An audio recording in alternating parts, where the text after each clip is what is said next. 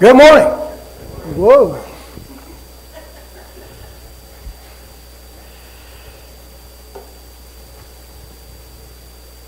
It is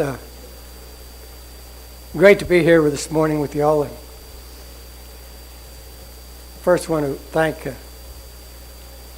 each and every one of you for a fantastic birthday potluck. I want to thank you for the cards and the generous gifts that you've given me, and especially for the chosen T-shirts that everyone wore. It didn't escape my mind. I just didn't mention it Sunday, and I apologize for that. But I kept seeing people walking in and saying, "What is going on here?"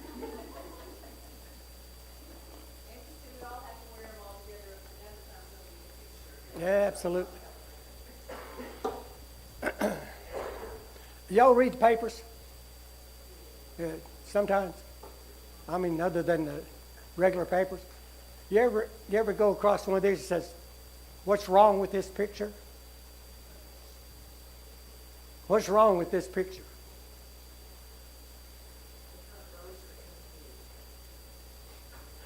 What's wrong with this picture?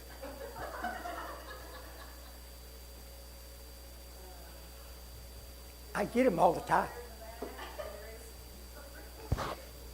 No. What's wrong with this picture? Well, thank you for not noticing. I don't have my tie on. I have my tie, but I don't know. I put the shirt on, sweater on, and then I was going to see how that looked, and I was going to put the tie on. It didn't happen.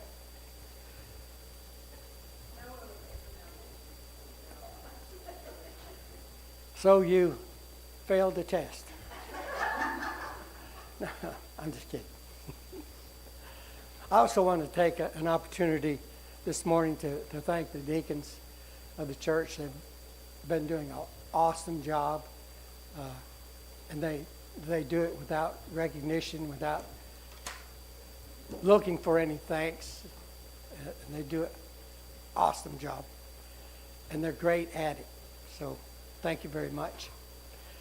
This morning I want to talk about stress out of the book of Matthew, the 8th chapter, verses 14 through 27. You know, sometimes it's really hard to get to sleep for a lot of people.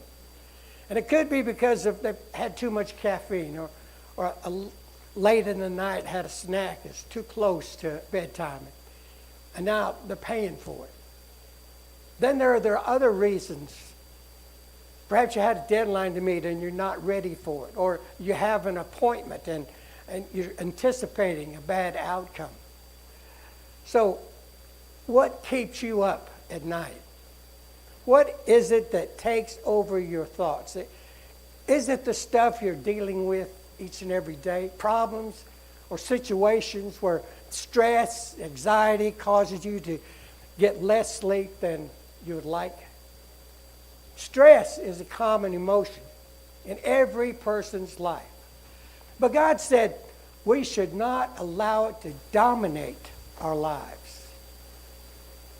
It's through the life of Jesus we have an example of and how to handle the anxieties, the worries that bring stress into our lives. There's no farmer was in an accident between a mule-drawn wagon and a car driven by another man. Now, the farmer is suing the driver, claiming personal injuries, loss of property because of the accident. Then when the farmer goes on to stand, the attorney for the driver of the car started his questioning with him. Tell me, sir, isn't it true that after the accident you said that you never felt better in your life? Well, the farmer began. That morning I got up, I hitched up my mule to the wagon, and I put my dog in the side beside me, and I started on down the road. The lawyer interrupted. He said, "Please, just give me the simple yes or no answer to the question." The judge rapped his gavel and told the Lord, let the farmer have his way in answering your question. Well, the farmer began again. That morning I got up, I hitched up my mule to the wagon, I put my dog in the seat beside me, and I started on down the road. And I just got over the rise of the road when this car behind me, this big old car, rear-ended me. My mule was knocked to one side of the road. My dog to the other side. And I was pinned under the seat, and directly a policeman came along, seen my mule. It had a broken leg. He pulled out his pistol, and he shot him. Shot him dead. He went over to my dog, seen it was hurt really, really bad. Shot him. Then he came over to me and he said, well, how are you feeling? And sure enough, I said, I never felt better in my whole life. Anxiety can affect how we view life and how we deal with stresses in life. That gun in the policeman's hand made the farmer an anxious man, and he responded accordingly. Now today I'm going to talk about anxiety, worry, and stress that usually accompanies them. Have you ever experienced stress? That happens to all of us. And it kind of sneaks up on us, but you know, when you have it, the body starts to tense up. Your muscles tighten up. And your mind is not in a peaceful state. And if it goes on long enough, you can become irritable and even experience fatigue and sleepiness. Stress comes whenever we feel we've lost control of any given situation. Whenever we get in a hurry, though we're worried we can't get to where we want to be when we want to be there, or whenever we're under a deadline, and we know that if we don't put every bit and every effort into the meeting deadline, we won't get it done. Or when we're threatened with the loss of something we hold near and dear to us that's valuable, and we're not sure that we can avoid the loss. Stress comes naturally to all of us. But if we repeatedly experience anxieties and worry, and we get stressed out, these emotions can have a terrible effect on us. Proverbs 12:25 says, an anxious heart weighs a man down. So what did this Bible tell us to do about stress and anxiety in our lives? Well, Paul writes in Philippians 4:6, do not be anxious about anything, but in everything by prayer and petition with thanksgiving, present your requests to God. Peter wrote in 1 Peter 5:7, cast all your anxiety on him because he cares for you.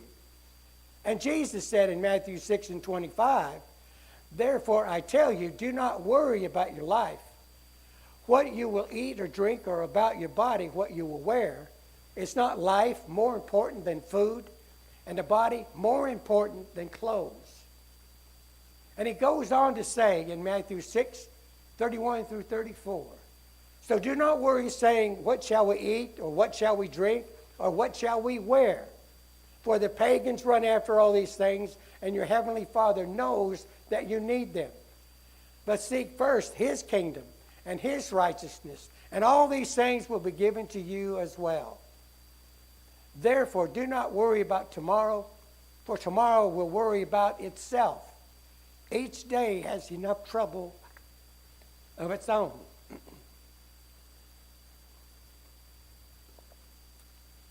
Now, as Christians, God tells us, he says, this attitude should not be allowed to control us.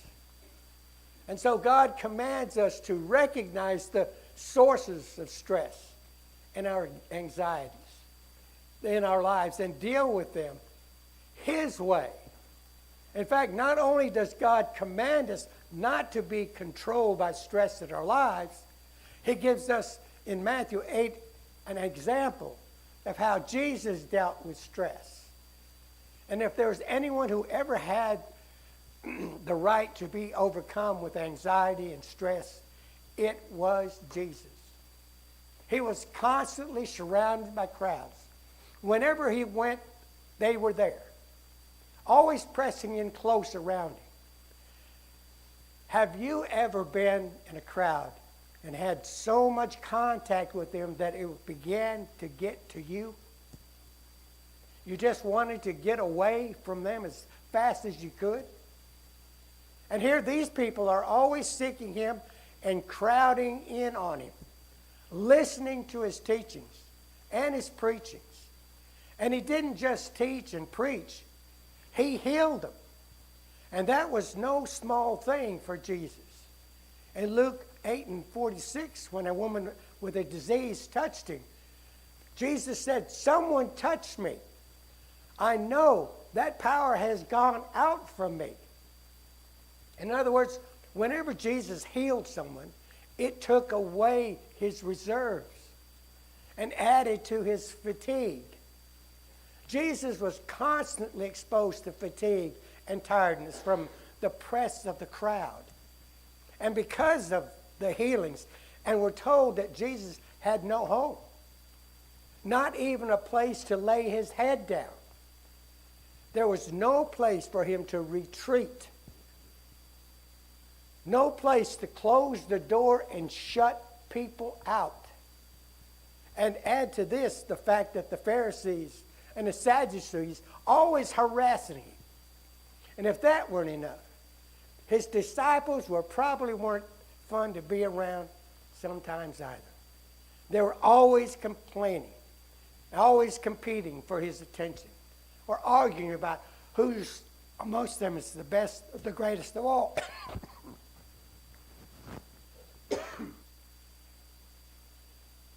And then there's the ever-present shadow of his ultimate destiny, his arrest, the trials, the beatings that would come, and the crucifixion. Jesus had every reason to be stressed and anxious. And yet, for the most part, we find that Jesus almost never appears to be stressed out.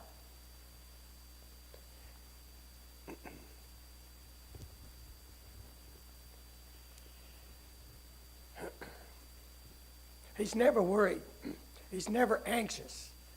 Jesus always seems to be totally confident, totally in control. How does he do it? There are certain principles that are taught here in Matthew, the 8th chapter, that can help us understand what Jesus did and what he can do and what we can do to be in control of our lives, no matter what our circumstances. First, if we are stressed out, get away for a while. Matthew 8:18 says, when Jesus saw the crowd around him, he gave orders to cross to the other side of the lake. When the crowds got too much for him, Jesus got in a boat and went out to sea. He found a place where the pressure of his life couldn't get to him for a little while. Several times in his ministry, we find Jesus going off by himself to rest or pray or just be alone. And we need to do that too. Now, I'm not talking here about getting alone to entertain ourselves. And sadly, we go off by ourselves, but not to rest and pray, but to entertain ourselves, to get away from people, to fill our time with TV programs, or to turn on the radio and listen to music or talk radio, or to play games on our iPhone or computers or gaming devices. Now, there isn't anything wrong with doing those things, but we can't fool ourselves into thinking that this will help us relieve the stress in our lives.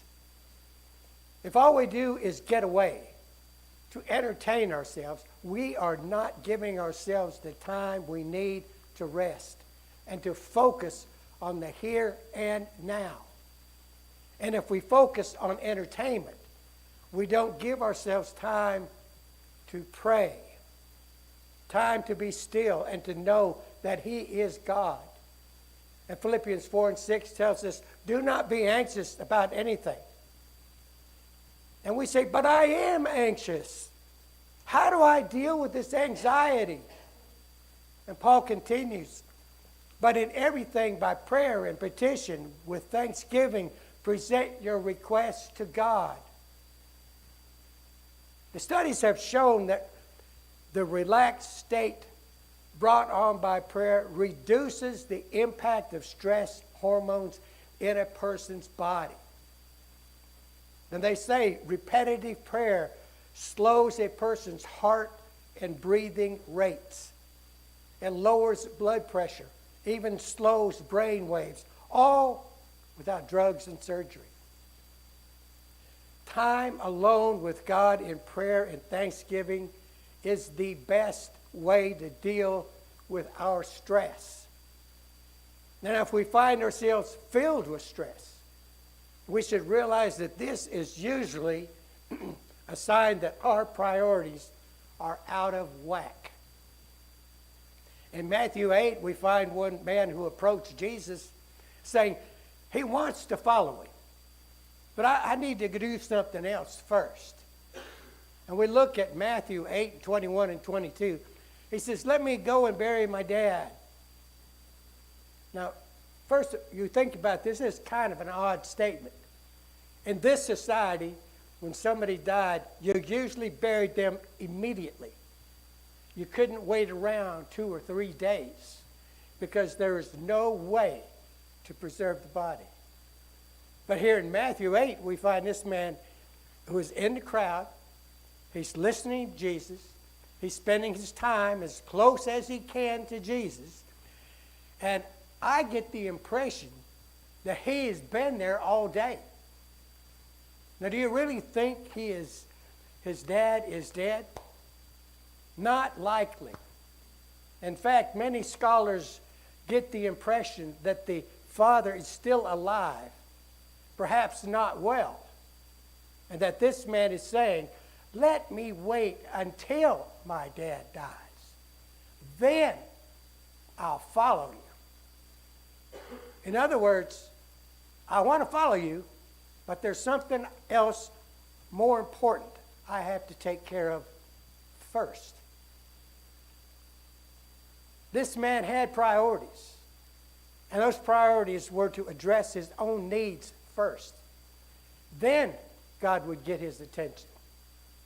And if this is how we live our lives, it's a guaranteed recipe for a life filled with stress. Jesus taught on the Sermon on the Mount that anxiety comes from having the wrong kind of priorities. How can we do that in our lives? How can we set our priorities right? How can I know if I have my priorities in the right place? The best way to tell is if when we're faced with situations that we can't handle, whether we focus on yourself and try to handle it yourself, results in stress, anxiety, and even anger, or if you turn it over to God and ask for His help to deal with your frustrations, to deal with the stress that we need to. We first have to get off by ourselves to rest and pray, and then we need to make God our priorities in dealing with the problems in our lives. When we're stressed, it's usually a sign that we're tired. We've tried solving our problems by ourselves, in our own way. When that's how we deal with difficulties in our lives, and our problems come along, that's too big for us to handle, or it's not going to be changed by our strength and will. We often don't exercise our faith. We exercise our anxiety and worry. And when we're faced with overwhelming difficulties, things we can't manage ourselves, we still look to ourselves, but not to him. That's what Jesus told his disciples. Remember, they were caught in a raging storm. Waves were breaking over the boat so that it nearly swamped it. Jesus was in the stern. He was sleeping on a cushion. The disciples woke him and said, "Hey, teacher, don't you care about us drowning?" He gets up, he rebukes the wind, and he said, "Quiet, be still." And it was completely calm. Now think about this. These men had seen Jesus doing many, many miraculous things. But they were men of the sea. They were used to fierce storms. But this storm was different. They couldn't handle this storm. So they became anxious, worried, filled with fear. And I don't get the impression that they were asking Jesus to calm the storm. Because after Jesus calmed the seas, we're told in verse 41, they were terrified and asked each other, "Who is this? Even the wind and the waves obey him?" They didn't expect him to solve their problem. They were asking him, "Why are you sleeping?" They were rebuking him for not getting up and worrying along with them. When Jesus did solve their problem, he asked them, "Why were you afraid? Why were you anxious? Why were you overcome with stress and worry? Where is your faith?" That's a hard question. If he asked it of these men who he obviously loved, don't think that he loves you less if you realize he might ask the same question of you. Faith. Faith. We're not just talking about what we believe. This isn't an issue of where you and I stand doctrinally. When we're talking about this kind of faith, we're talking about how we act on what we believe. The disciples in the boat believed in Jesus, but they weren't acting on that belief. Jesus is telling these men, "I've been here all along. And you're acting like I'm just another person in the boat to man the oars. I'm here. Lean on me because I care for you." Later, Peter wrote in 1 Peter 5:7, "Cast all your anxiety on him because he cares for you." There will always be times when you will be faced with situations that you cannot control. You can't change, and which cause you to be overwhelmed with fear, worry, and anxiety. And in those times, it's critical for you to remember that even in the situation itself never changes, God still understands. He still cares for you. Amen? Please stand.